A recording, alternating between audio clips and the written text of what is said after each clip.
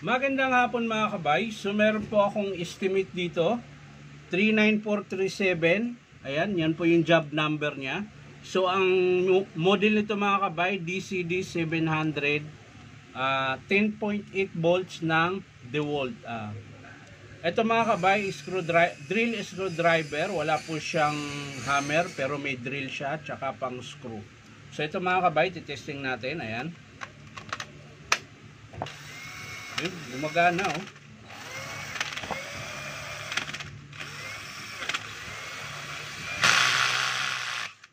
So gumagana siya mga kabay, pero mabagal po. Tsaka kung mapapansin nyo, ayan, so maaring pudpud po yung carbon nito. Tapos dito naman sa reverse, ayan, hindi po siya napipindot, kailangan idiin mo siya. Ayan. Sa forward, okay lang sa forward mga kabayan, sagad na sagad siya. Pero pagdating sa reverse, ayan, oh, nawala na naman. Ayan, forward yan mga kabay. Pero pag i-reverse natin, ayan, meron, minsan meron. Ayan, oh, hindi na mapindot mga kabay. Kailangan didiin mo pa to bago siya mapindot. So ito mga kabay, gumagana, kaso lang minsan namamatay. So titingnan natin mga kabay, tara samahan nyo ako. So yan mga kabay, nabuksan ko na po yung screw. So tatanggalin na po natin yung takip. Ayan, kung mapapansin nyo mga kabay, sobrang dumi. Yan.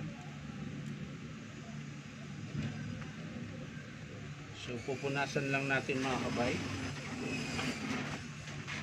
yung kanyang motor. Ating alamin kung bakit papatay-patay. So wala pong problema sa transmission niya mga kabay. Sa chock okay pa. So dito tayo sa kanyang motor. So ayan mga kabay, yung kanyang motor po ay sagad na po. Ayan, hindi nyo lang po makikita. Ayan, madilim po kasi. Ayan, hindi makita. So pudpud na po yung carbon niya mga kabay. Halos nagdikit na po yung tanso na spring na tumutulak papunta po doon sa kanyang armature. Ayan. So magpapalit tayo nito. Ngayon, yung kanina, yung nire-reverse natin, tapos nawawala, malambot naman mga kabay. Ayan. So ayan, tetesting natin ulit. So pag dito siya okay.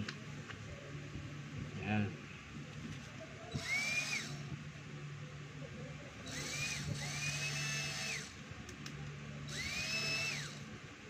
Yun. Oh, ayan mga kabay oh. Kailangan mo nang idiin. Ayan. So ibig sabihin mga kabay ay ayun oh, nawala na naman. Ikutin natin. Ayan oh, meron.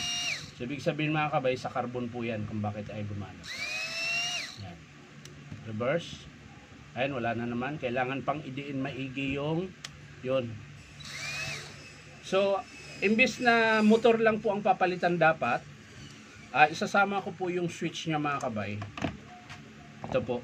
Kaya ko po siya isasama dahil yung reverse niya minsan gumagana, tapos minsan dalawang pindot mo pa bago siya gagana. Ayan. So ibig sabihin sira po yung sa reverse niya. So ang estimate ko po dito ay motor tsaka switch. Ayan. So ang matitira na lang sa kanya mga kabay, transmission tsaka yung chock. Ayan. So pag napalitan naman yan ng bago mga kabay, okay na rin po yan. Ayan. So babalik na lang natin ito mga kabay. Yun lang po yung pinaka-estimate ko. Ayan. So yung sa pahinto-hinto mga kabay, yung minsan iikutin mo yung motor bago andar, doon po yun sa kanyang carbon pudpud na po. So wala po tayong mabiling carbon ito dahil isang buong motor po yan. Kapag nasira yung carbon, isang buong motor yung o-orderin nyo po. Ayan. So pwede rin kayong umorder. Sabihin nyo lang po yung modelo ng unit nyo. Ayan, DCD 700. Sabihin nyo lang motor ng DCD 700. Ayan. So alam na po yan nung nagtitinda. Ayan. Pero depende pa rin mga kabay sa pupuntahan nyo. Minsan, dito lang po yan nabibili sa Powerman Hardware.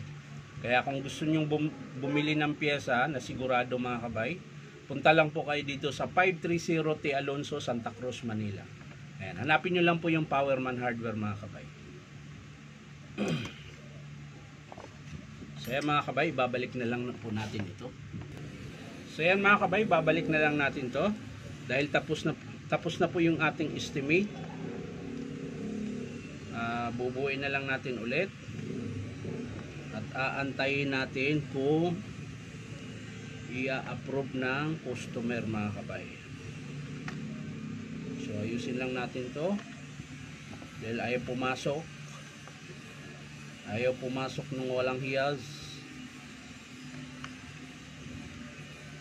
Kaayos naman sana ng aking ginawa. So ayan na mga kabay, pumasok na po siya. Medyo matagal lang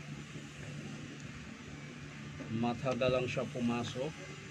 So lagay na natin yung reverse. Ang kanyang reverse na magnet.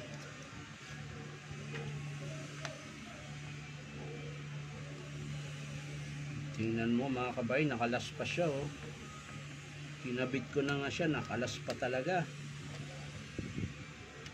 So ayan mga kabay, ulitin ko sa mga gustong magpa-repair, punta lang po kayo dito sa Powerman Hardware, 530 T. Alonso, Santa Cruz, Manila. Ayan. So napagitnaan po kami ng Ungpin tsaka Ispileta. Ayan. Ang tapat po namin mga kabay ay si Total tsaka si Domingo, ano ba yun? Yung mga nagtitinda ng mga bakal mga kabay, yung mga plancha, stainless, yan, aluminum, tanso yung mga shafting na tanso mga kabay. Yan po yung mga tinitinda rito sa Alonso. Dito po yung maraming hardware sa mga power tools, compressor, yan, mga pang ano ba yun, mga pang plumbing. Ayan, katabi namin mga kabay, plumbing, motor pump, ayan, marami dito mga kabay. So punta kayo dito sa Alonso mga kabay kung kailangan nyo ng mga tools, gamit, tangke. May mga tangke din dito mga kabay, tangke ng tubig. Ayan, marami po rito mga kabay.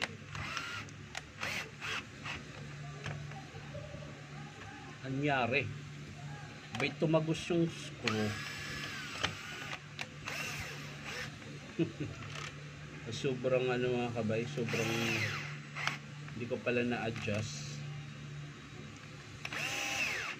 Tumagos ang screw. So okay lang yan mga kabay, ito lang naman, huwag lang lahat. So yan mga kabay, naibalik na po natin. So abang-abang na lang mga kabay, kapag in-approve ng customer yan, ipapakita ko sa inyo mga kabay kung paano ikabit yung switch, paano ikabit yung motor. So maraming salamat ulit mga kabay sa panonood, at palike and share na rin po. At syempre po, baka naman pwedeng subscribe nyo po sa aking YouTube account na Inom Tabay. So maraming salamat ulit, bye bye.